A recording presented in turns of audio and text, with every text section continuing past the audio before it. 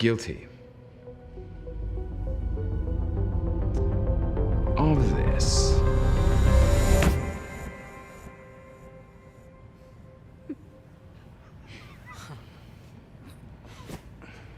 What's going on? Hang on. Everyone quiet. He's trying to use his powers, ma'am. Don't rush me. Damn it! Why would it work?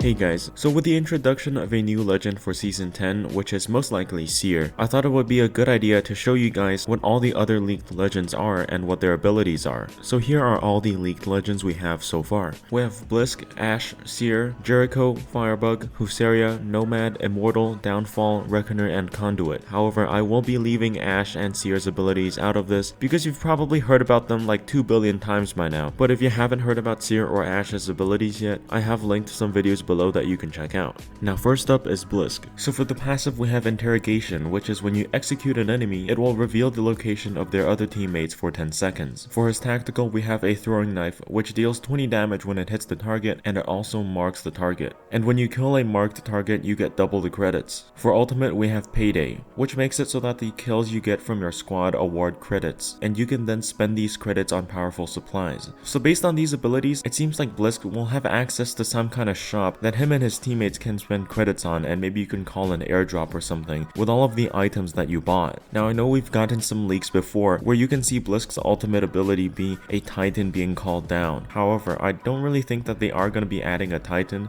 and so that's why I think these are more likely to be his actual abilities. Next up is Jericho. Now you can expect his character model to be a similar size to Gibraltar or Caustic. And of course, before we continue, do keep in mind that all of these leaks can be changed at any time, and we've seen before how the devs bamboozle us using fake legends and fake abilities like Forge, so of course take this with a grain of salt. Now Jericho's passive ability is Ballistic Shield Protection, and it's a ballistic shield that protects your back when you're not actively using it. So it seems like this will be similar to the Gibraltar arm shield, except when you put it away it'll go to your back, and so when enemies shoot you from behind there's a certain amount of damage that it'll block before breaking. His tactical might be Ballistic Shield, which is a full body shield that protects you from bullets, and his ultimate could be Shield Breaker Javelins. I'm guessing this will be similar to what the Sentinel did back before its change, where if you charge it up, one shot will instantly break the enemy's shields. Next up we have Firebug. So his passive is Light Step, and it says you are not slowed by debris traps, and do not leave any traversal evidence for trackers. Now the debris traps are tied into his tactical ability, but the traversal evidence for trackers is clearly for Bloodhound. So basically, Bloodhound can't track this guy. Now moving on to his tactical, debris traps. You drop a pile of debris that slows and damages enemies when they move through it. Now just like any other trap in the game, you can most likely shoot it out with a couple of shots. So don't worry, it's not going to be OP.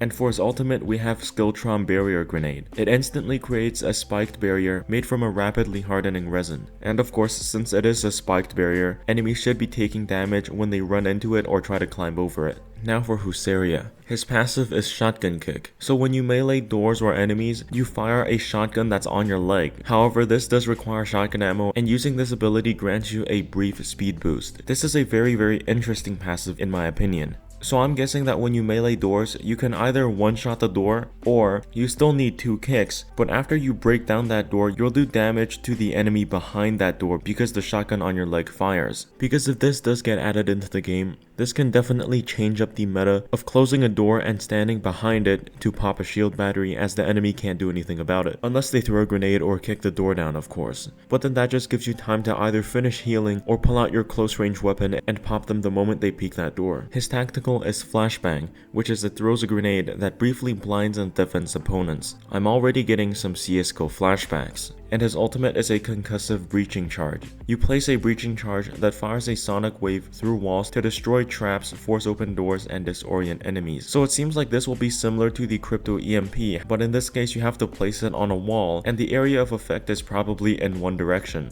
Next up we have Nomad. His passive is Pack Mule. Nomad and his teammates have additional backpack space. Next we have Tactical, which is Loot Compass. You can follow the loot compass to the nearest item. And since Loba is already in the game, if this does get added, this is going to be the most useless ability in the game. And his ultimate is a crafting table. You place a crafting table down, scrap salvageable material, and purchase items. After reading these abilities, I can say 2 things. One, I definitely think his abilities will be changed because his ultimate is basically the replicator, and second of all, it seems like all of Loba's abilities are better than his, so if he does get added into the game with these abilities, his pick rate will probably be down there with Fuse. Now moving on to Immortal. His passive is hard to kill. When you get downed, you can revive yourself. However, this makes me think, what if you do get a gold knockdown shield? What's your ability then? His tactical is Shield Charger or Teardown, where you unleash a cloud of nanites to charge your team's shield or hit an enemy with a cloud of nanites that will kill their shields for a short amount of time. And his ultimate is Rise of the Phoenix,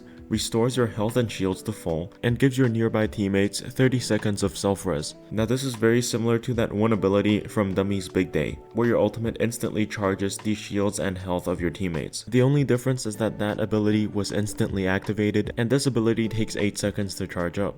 Next up is Downfall. So his passive is Firewalker. You can automatically extinguish fire by walking through it, and burning teammates will also be extinguished when they move close to you. His tactical is Fire Sale. You drop a box of 4 Molotovs and anyone in your squad can pick them up and throw it. And his ultimate is Rain of Fire. You can fire a rocket-propelled firebomb. Now that is basically the exact same thing as Fuse's ultimate, so once again, I think this legend has been scrapped. Next up is Reckoner. His passive is a Shield Blast, where when you break a shield, it will emit an explosion, damaging nearby enemies. Now of course this explosion shouldn't do that much damage, as the main purpose of this ability is most likely to disorient the enemies. His tactical is Shield Stealer. You can fire an energy beam that drains enemy shields and charges your own. I just really hope that this tactical has a very limited range, otherwise we're gonna have a lot of these people stealing our shields from halfway across the map. And his ultimate is Gravity Orb. Throw a slow moving gravity orb that bends the trajectory of nearby attacks. So instead of sucking in legends, it's sucking in your bullets and your grenades, as long as those projectiles get within a certain radius of this gravity orb.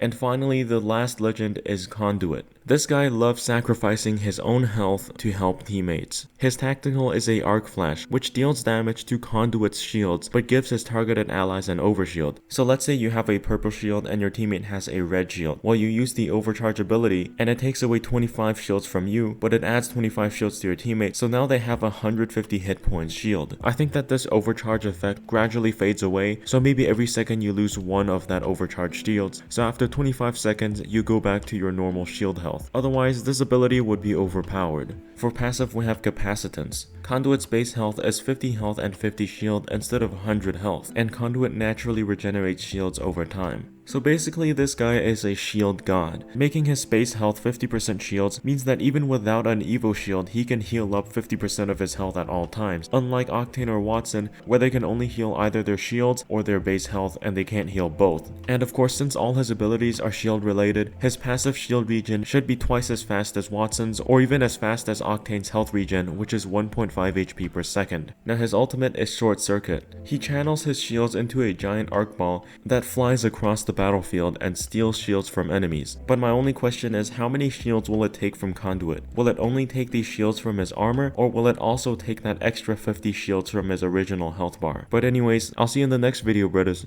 Peace out.